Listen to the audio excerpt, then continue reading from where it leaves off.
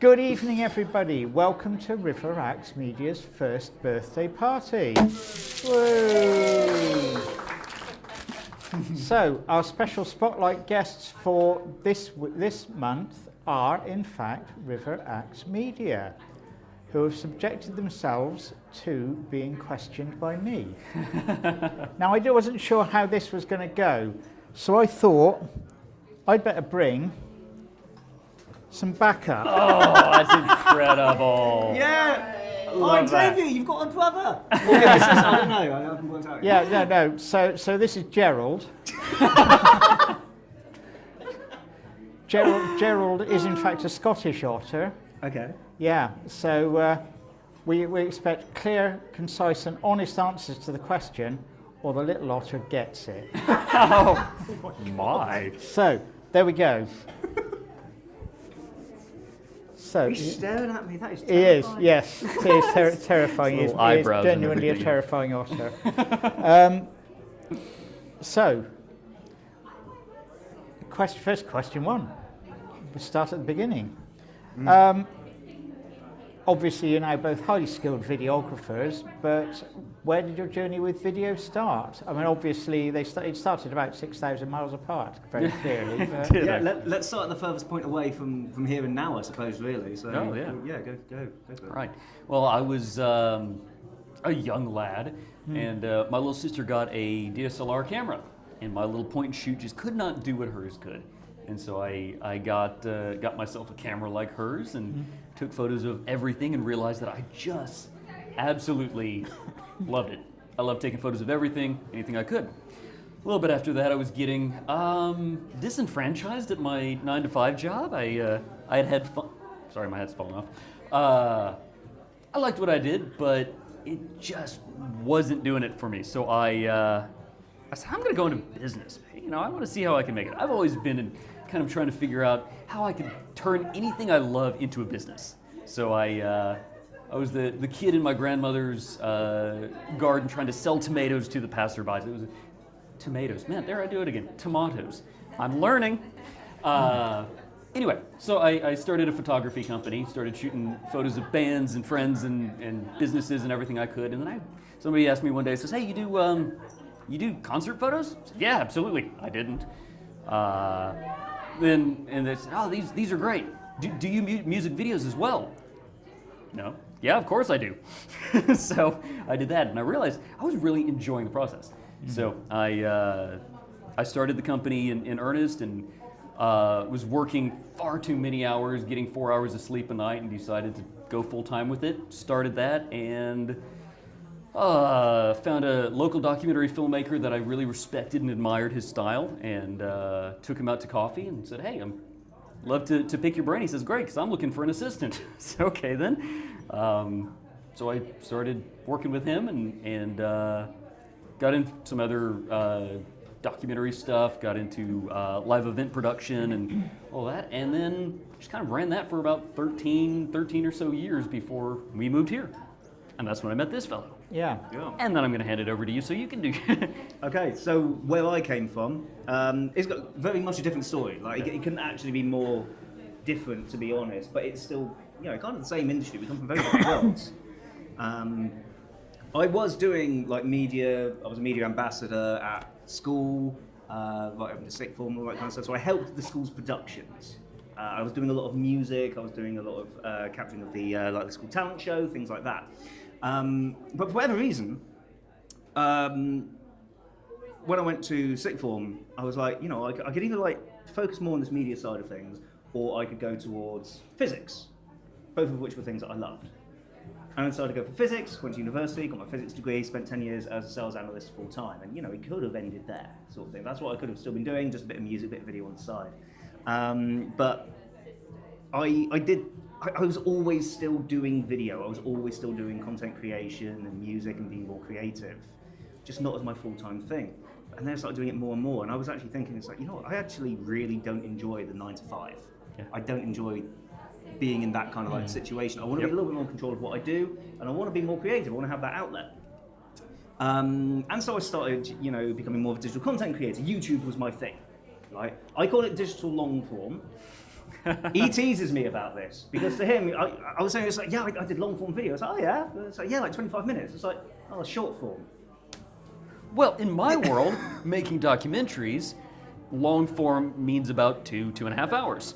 Short form is the 30-minute mark. I've not yet gotten to a 2.5 hour YouTube video.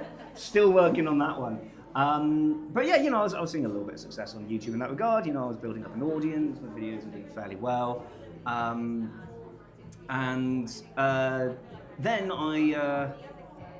what happened one day? Shall I move on to our origin story on this one? Sure. Yes, please. Okay, so we're going on to the River origin story. So I was kind of like, I did it for a little bit myself, and then I left it for pursuing physics and maths, but I was always still doing it, and then I wanted to do it more. And this comes to a point a few years ago. I was running an open mic at not my local pub, but the pub the next town over. Doing a bit of content capture, a little bit of promotional stuff for social media, filming the performers, everybody having a really good time. Yeah. I looked over and there's a bloke there who was filming the performers as well. He had a slightly nicer camera than me. So I go over and I was like, oh mate, nice camera. And he says, oh hey, thanks, you too. And that man was Ryan. We all know it was Ryan. It was obvious it was Ryan, wasn't it? And it turned out that he was a videographer. I was trying to go full time into videography. I was still working my 9 to 5 at this point. It's like, oh yeah, so where do you live? It's like, oh, I live in the town down the road. It's, oh, which one? It's like, oh, Axbridge. Oh really? So do I. This bloke lived the same road as me, pretty much. Yeah. And we'd lived next to each other for like a year. Yep. And not crossed paths until we Weren't in Axbridge. weren't in Axbridge at a different pub with our cameras, sort of thing. Yeah. So that was really funny. It was within a few months we knew we wanted to work together. A few months we were working together. A few months after that we knew we wanted to go into business. A few months after that we did go into business and we set up RiverX Media officially 27th of January 2025. And it's been just over a year. And we're still together. Couldn't be happier. Darling, you are my lights, my world. Yeah, well, that's quite enough of the nice stuff. So, Thank you. I have no idea where I was going with that. I've saved you there, Ryan. I'm thanking you as well. So I mean, it's been an interesting journey the last year, Yeah. but video is becoming more and more the thing. So where do you think video marketing is going to go over the next sort of, say, couple of 3 years? It's only going to get bigger. Yeah. Something that you might have seen over the past couple of years, especially on LinkedIn, is this idea of always be your authentic self. Or the video is really powerful, but you've got to show who you are. It's like, but nobody actually knows what that means. Right. Right? But that's where we come in. We help people to be able to show what that is and express that. Yeah. And it's only going to get people now knowing what that means, looks like, and wanting to do it, and wanting to do it well, and wanting to do it properly. And it's not easy. Yeah. It's not going to be easy. Yeah, absolutely. And I dare say, with the whole AI trend, everything's being created with AI. I'm to the point now watching social media, and a video pops up, and I'm skeptical whether it's real or not. Or a photo comes up, like, that's a really lovely. Is it a photo though? And so I'm a little on the fence there. I can see a swing back from AI also. Yeah, I'm seeing a lot of people that are stopping that whole engagement with the AI side and really kind of pushing toward that authentic content, that human-generated art. And I think I think you're so right about that. And I think in words, definitely, but I think you can now see it where people are using AI-generated images, AI-generated video, and it just looks inauthentic. Yeah. If all your clients or customers are worth is 5 minutes of a push button on a video, what does that say about you? What does that say about your business? exactly. People are going to really see the care and attention and the heart and the soul that actually goes into the content that people make. Not just video. We're here to promote video marketing primarily, but it does work alongside all of the other content out there. It has to be done by somebody and shown to be really good effort. Obviously that's where Tim comes in being a wonderful wordsmith. Yeah. He doesn't just write with rocket ships and actuallys and genuinelys and here's the verbs and all that kind of stuff. It is about being able to express it, and M dashes.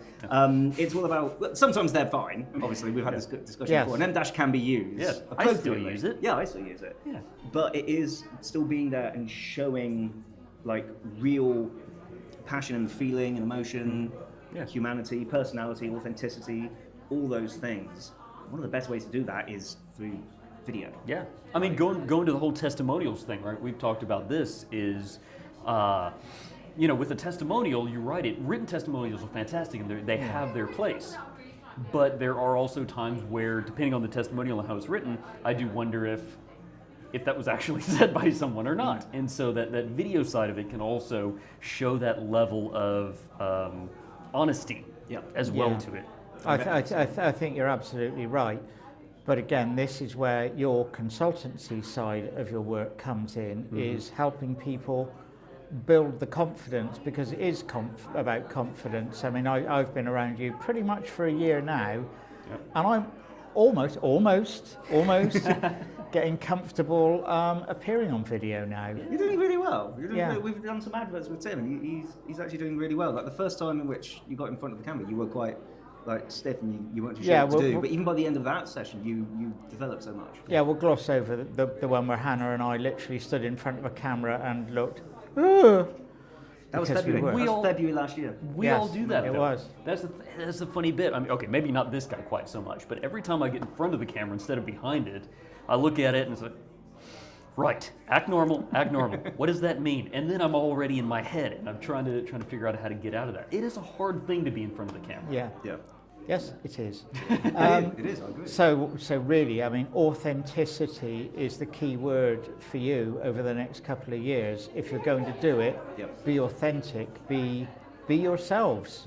Yeah. And there's nobody more himself than Xander. I feel like that might have been a compliment. It might have been a compliment. Yeah. You notice I did it after Rachel left the room. But the Riverax empire isn't just about video now. It's about networking. Yeah, we. Well, no, go. Yeah. How would you like to direct this? Then? I would like to understand what motivated you to start your own networking, because we've now got Riverax networking in real life. We've got Riverax networking online. Pitch Perfect, come along every second Tuesday, 8 a.m. on Zoom. I'm getting there. Shameless plug. And yeah, I mean, but the thing you're aiming to do in networking is be different. Yeah. That was there were two main things that really motivated me to want to do our own networking series. In all honesty, it was because I'd been doing so much networking. I think we worked out in the space of a few months between us, we'd attended 100 networking events in total. And that was exhausting, fantastic, and everything else. I even made a little joke on LinkedIn. You were back in Texas for this one, so whilst we didn't have any work at the time, I was like, I'm going to go to as many networking events as I can in the space of a week. I went to 6, including 3 of them with you, actually, if I remember rightly. And so I made a joke of it. Was like, it's Xander's big networking tour, and I had a T-shirt for it and everything, and all that kind of stuff, and a poster, supported by Twisted and Tim and Hannah and all that kind of stuff. And I realised that I do enjoy networking, but I also during that time realised that I've been some really good networking events, but also some really not so good ones. And I'm not going to name names, because sometimes those networking events, they just don't work for me. So I want to make sure that I knew what worked in each one. And I thought, I want to be able to run some of these myself.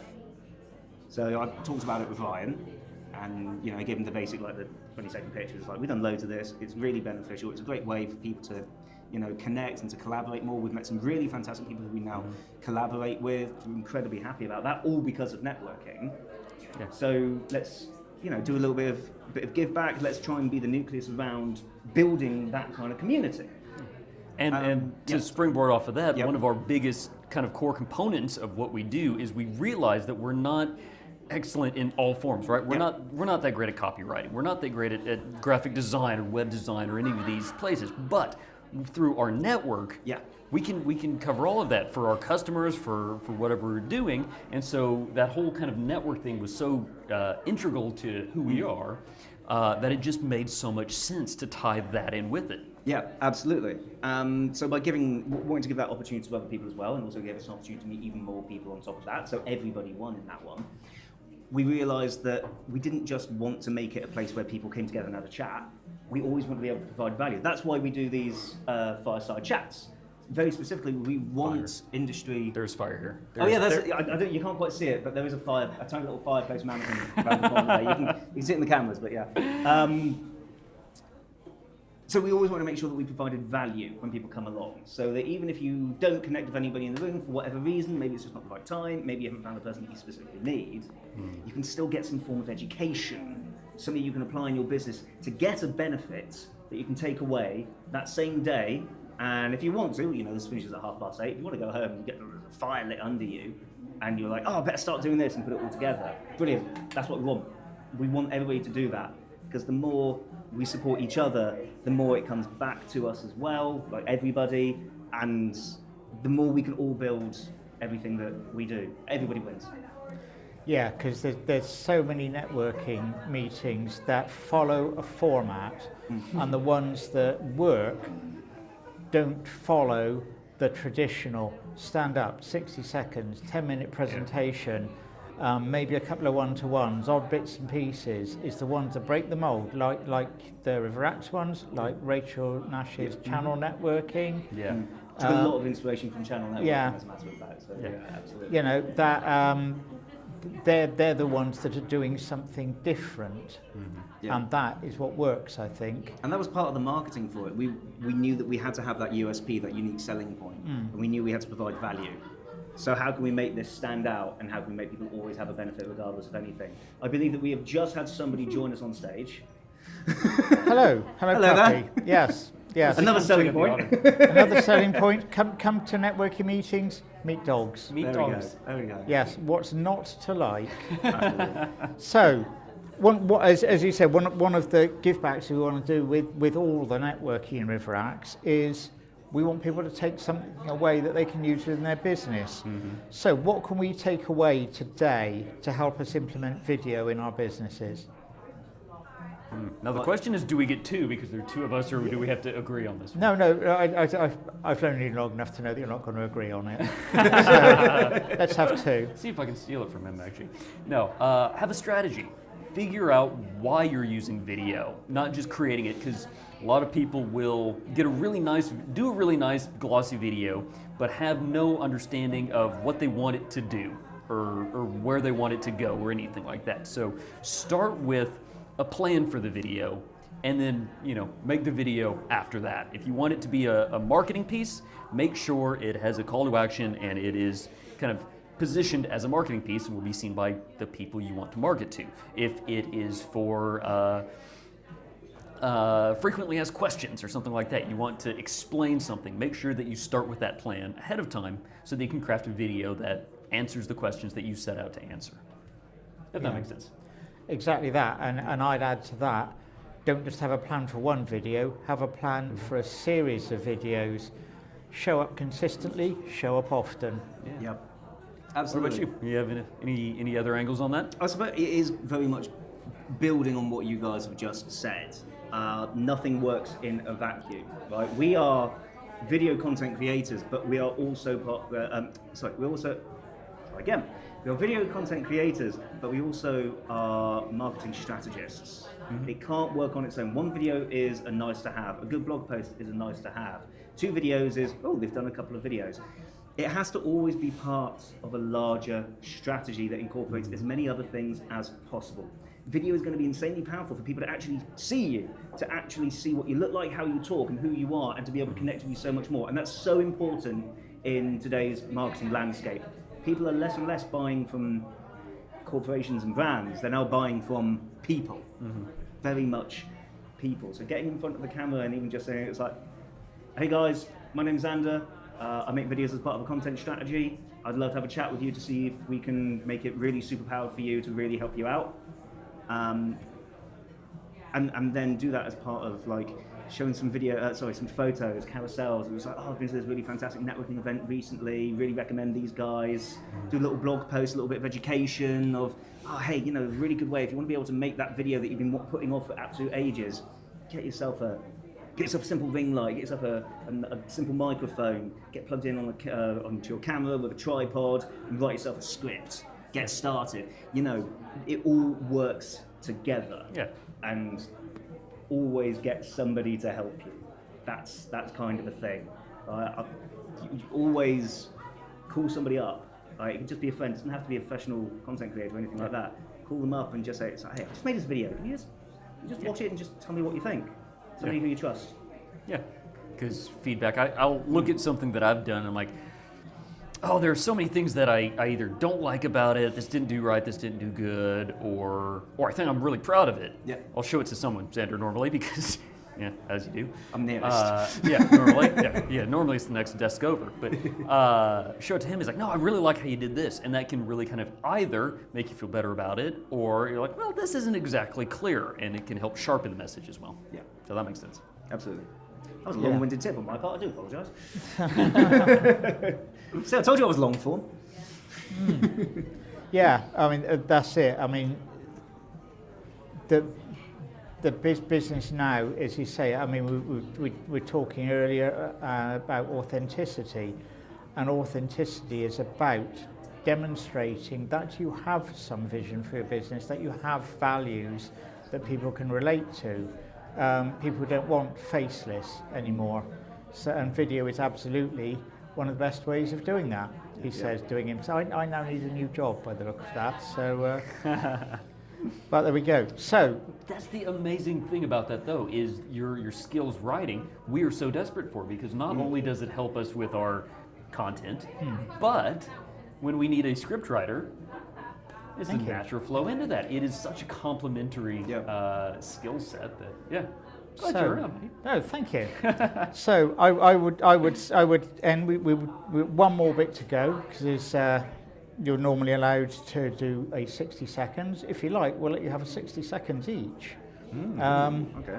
But I would like to say, over the last year, it's been an absolute pleasure working with you, and it's been an absolute pleasure finding you as friends, as much as collaborators. I'm actually genuinely got a little emotional. Yeah, right, exactly. Oh, shucks. No. Yeah. But we're so happy that we met you. We're so proud that we met you. I mean, there's been loads of fantastic people who we've met over the past year. Tim, you are, nobody compares, to be honest. Well, thank you, and I'll get the drinks after.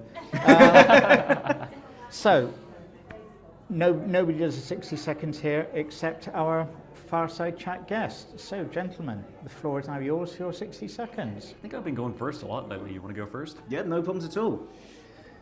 We are Ryan and Xander of RiverAxe Media. We are a video production company and video content marketing strategists. So we don't just make really good videos, we do, but we also help you to utilize those videos as part of a larger marketing content strategy, because nothing works in a vacuum. You need to build everything up, from your copy, your photos, your carousels, your engagements, trade shows, adverts, videos, absolutely everything. Video in all of its format. So give us a call, have a chat with us, and let's see how we can turn your videos into something absolutely fantastic that will work for you guys and make everything absolutely brilliant. How do I follow that? Oh, and we do drones. No. No. We do drones. He's very good. Actually. No, I'm just going to springboard off of that and do an expansion then, because I think you laid down the groundwork incredibly well.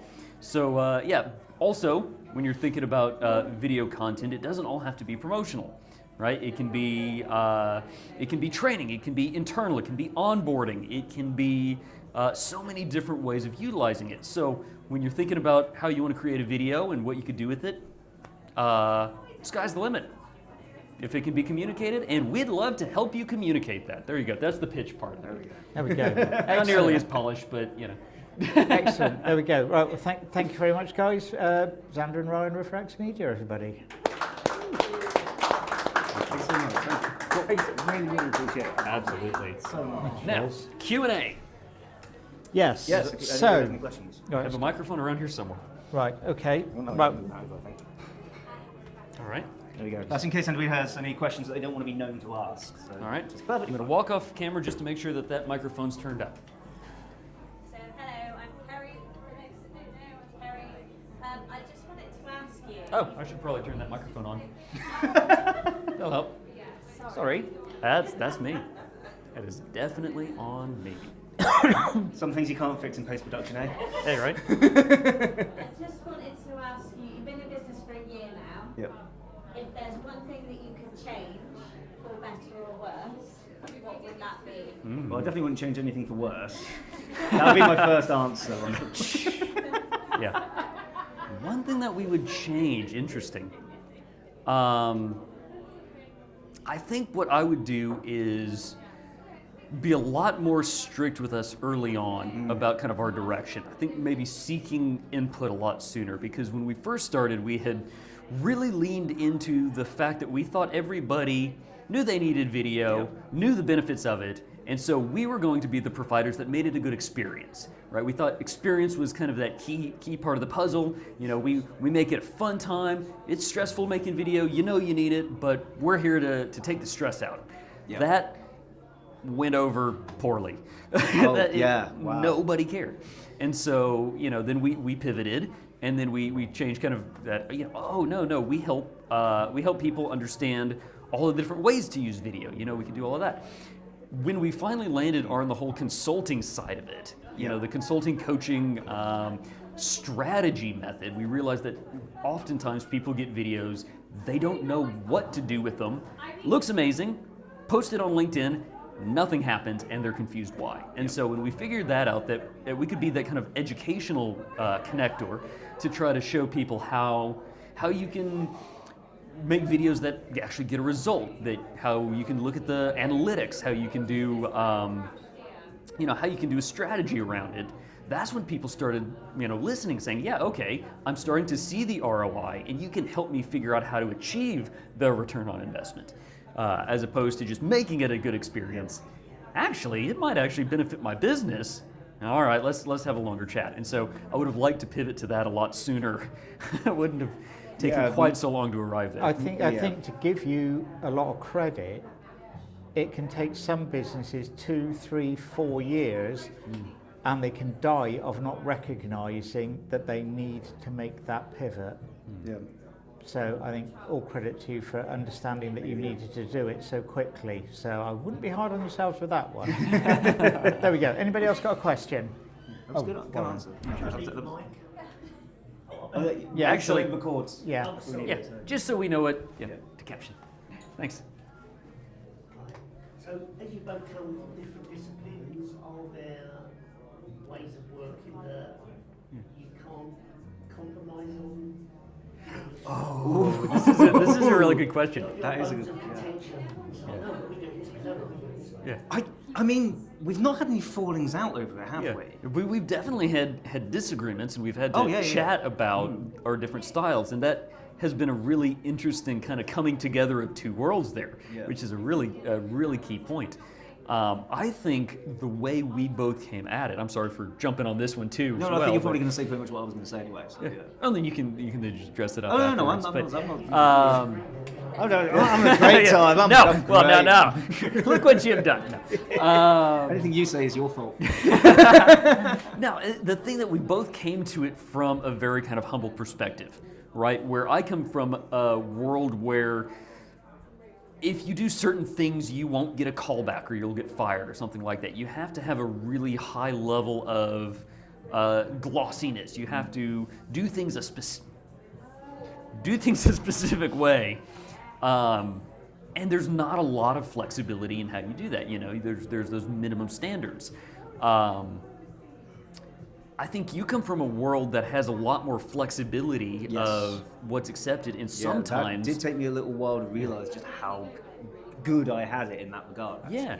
And the imperfections can sometimes really add a lot of color to the experience. And so, I'm coming from a world completely different, and so I'm looking at what you have to say and saying, actually, maybe we can implement this because what we're doing isn't high-end documentary or live production. In those cases, that's when we do kind of default back to my style. But for a lot of the video marketing side of stuff, so much of that, what you kind of came from, is much more engaging and driving. And so I've come kind of open to shifting how we do things, to create our style and to do something that makes sense. I think you've also been very open to some of my production. It's been a massive education. Yeah. That's the thing. That's what we were saying before, coming from two very different parts of the industry. Like the Venn diagram is like, it's still within the big encapsulation of videography, but the crossover is remarkably small So I like to think that as you're saying, I've opened your eyes to like certain different kinds of engagement strategy and of like styles of doing things that will connect with people a little bit more. But you've brought me up massively in terms of just general production value. That's the thing. Like I now use 2 cameras, and they're the same color. That doesn't matter so much on YouTube. Multi-point lighting. Yeah. Oh my god, yeah, all those things like that. It's like obviously I'm exaggerating slightly here, but learning those little extra things. I look back on my old content that I was making, and I'm not disappointed in it. I'm absolutely not disappointed in it. I think I've made some terrific videos, but I know exactly how I would do them now, and I know exactly how I would do them so much better. Definitely. So So the intersection's getting larger, is it? I mean, The overlay, on the Venn diagram. Yeah. Yeah, we've definitely kind of come to a middle ground. We figured out the River Axe style. Yeah. And there are bits that we take from each one, isn't Yeah. there? I think there's that old joke that compromise is making sure that nobody gets what they want. what we're doing is that we are bringing the best bits of each one for whatever the project is, which I think works really well because it gives us a very unique style. I think I'm so. really happy about. Yeah. I love And it. people tend to engage with it. Yeah. So I think we're on the right track. Just apart from the obvious ones that never work, is like aluminium and aluminum, I guess. Hey, I say aluminium now. He's learning. He's learning. You And did most say- of my you did say Texas friends. tomato earlier. I did. Yeah. But hey, aren't I the USP though? I mean, don't people Oh enjoy my god! that So from I'm time- really upset about this. If there was one thing I could change, it's to keep his American accent more, because that was a fantastic USP that we had when we first started off. The USA USP. USA USP. Thank So, you. oh my god, you're the guy who works the American. Now we're known as River Axe, but before it was like Yeah. very special that we had an American in the company. Anyone else? Can we talk anybody else into? Online? You got some questions? Is there any online? Ooh. Oh right. Okay. So if you hit escape on that one, the second tab will have the AHA slides. Just on the top right there. If you I click feel on like I that. should go stand there and be the desk or something like that. We should have put up the table for that. Should have put it on the table. Yeah. Other side. Hang on. There we go. What have you done? Are you just... Oh wow, we have got a good view here. Okay. Right, there we go. Right, so some. If you hit preview on the top right, it'll be a little bit easier to see. Right. Why isn't the fish budget bigger? I think this came from either Xavier or Gerald, I suspect. And Gerald again, I suspect. No, this is from Dewey. When did Xavier join the team? That was That was early on. That was quite early on. Shall I say the actual story about it? See if we have the same story about Well, it. if you pass him over, I can. That's what I mean. Oh, this one. Yeah. So Xavier as our mascot, he came in very early on, as a matter of fact. Yeah, really early on, probably even before we registered the company, haven't we?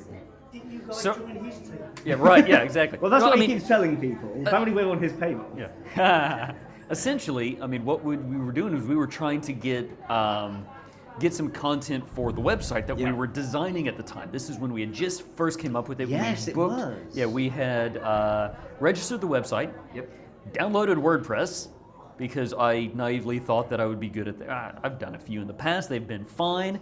Not as good as Twisted were able to do for us, but Much better. Really. it was manageable. It was decent Oh, there was for, nothing for a wrong starter with it. one. That's what I say. Our first Yeah. website, there was nothing wrong with it. Yeah. But now it's so much better. It is, absolutely. But we were kind of coming up with that, and we were saying, all right, River Axe, we need something other than a camera to kind of represent Yep. us. We want something to kind of play around with that can be recognizable. You found it. You found it. I remember that. Didn't find it. I created it. We didn't create the otter. They already existed. Well, the otter, yeah. Yeah. Yeah, That's but what I mean. came up So with the you- idea. Yeah. And then used AI naturally to. Come on. Just focus on the content, chaps. There you go. Created our mascot that we use for the website, and I think we just started laughing one day and came up with the idea that he was our partner. Yeah, so that was kind of the inception of him as a mascot. Where this guy came from is that I told my mum that our mascot was an otter, so she knitted him for me. That was it. And she gave him a little waistcoat because the AI-generated image had a waistcoat. Why did he have a waistcoat? I thought he needed one. Okay, fair enough, and that's why he has a waistcoat. He needed to look professional. If he was naked, then like people would ask it does come questions. off, so if he wants to change at some point, he can do it. Yeah. But no, that's. That was appropriate. Different little clothes for him when he's off to the office. Exactly. Yeah, And Mum, thank you. Keep cracking on. Thank you. I appreciate what you're knitting. Yeah. and So- he has come on most of our shoots too. He has. He's at almost every single shoot that we do. If So you, we have- you can tell a Rivermax video because you'll tell it's done by Rivermax because we will try and sneak him in as an Easter egg in most videos. So we have two more questions. This one's anonymous. Okay. Xander, what university did you get your degree at? That was Bristol University. So The physics building with all those interesting doors you can walk past with lots of pipes and... yeah, the Tanks physics building's and really things. weird at Bristol Yes. Uni because it's technically two buildings, and that's why there's like the lift goes up like 12 floors, but there's only 6 floors because well, they're not engineers, they're physicists. So I'm sure it's some joke about quantum shells or something, but you kind of go up and you kind of go up like that far and you're on floor 2. And then you go up like 5 meters and you're on floor 3, and it's just not aligned in the slightest. It's ridiculous. That's funny. But the engineering department is like 2 rows down the road, so. They should have And talked. their building is much nicer, so we had most of our lectures in there. Yeah, they clearly have quantum floors Quantum there. floors. There we go. There we Yeah, you go. don't know what Right. floor you're on until the door opens. Okay, and the final question, which I will, so it came from Rachel. Ryan, is there a difference working with British rather than the Americans?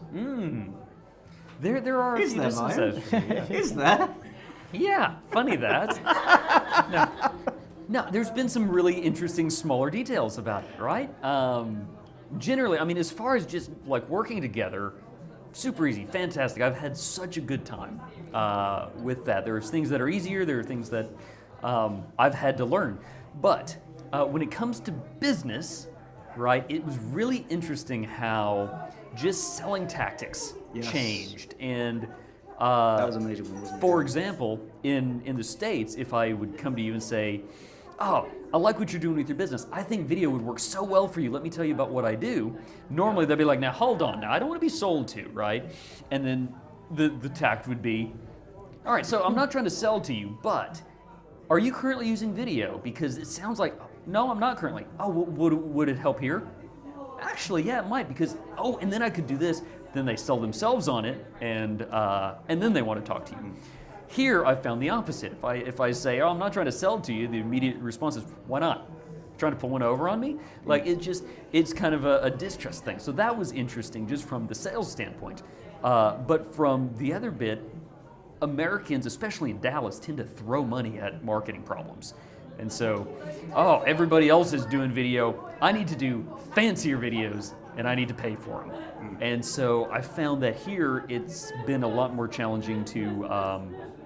People are more cautious with their budgets, and you know, part of that comes down to the current climate. We are careful with money, though. Yeah. Yes. Very much so. But as far as just kind of the personality side of it, it's been really easy, really fun. I grew up on Monty Python and Yep. Top Gear and a bunch of other cool British comedies and stuff like that. So I've always found like the American sense of humor less. Any recommendations for good British sitcoms for Vibe? He's Oh. yet to watch Blackadder. Fawlty Towers. Faulty Towers, Faulty right. Towers. He's yet to watch that. The Office, both of them. No, the real Office. The British I feel like Bottom might be Xander's. Yes. Yeah. Oh, well, you've got to go back to the young ones. The then young ones. You first. know, Rick Mail, isn't it? Yeah. Yeah, you've got to watch that before you watch Bottom, because otherwise you'll worry a lot about the country you've moved to. Only Fools and Horses. Only Fools and Horses, yeah, I've seen that. Yeah, that will not necessarily help you understand the British business landscape, though. But it was filmed in Bristol. which is But it very was cool. filmed in Bristol. Yeah, was it Paradise? What was their flat called? Paradise? No. Oh, it was Nelson Mandela House, but it was it's one of the flat blocks over in Hartcliffe. That was it. Yeah, it was in Yeah, Hartcliffe. because the first couple of seasons they kept getting all their gear nicked because they hadn't realised just quite how Hartcliffe was. We're very careful about our gear. We make sure that we always account for absolutely everything and look after it thoroughly, and all of your equipment as well. Exactly. And we have the guard otters that help. And we have the guard authors, yeah. So. Cool. Absolutely. I think There we that go. was, solve the I question. think that was all the questions. All right. There we That was go. fun. Job done. Thank you very See? much, gentlemen. British phrase, eh?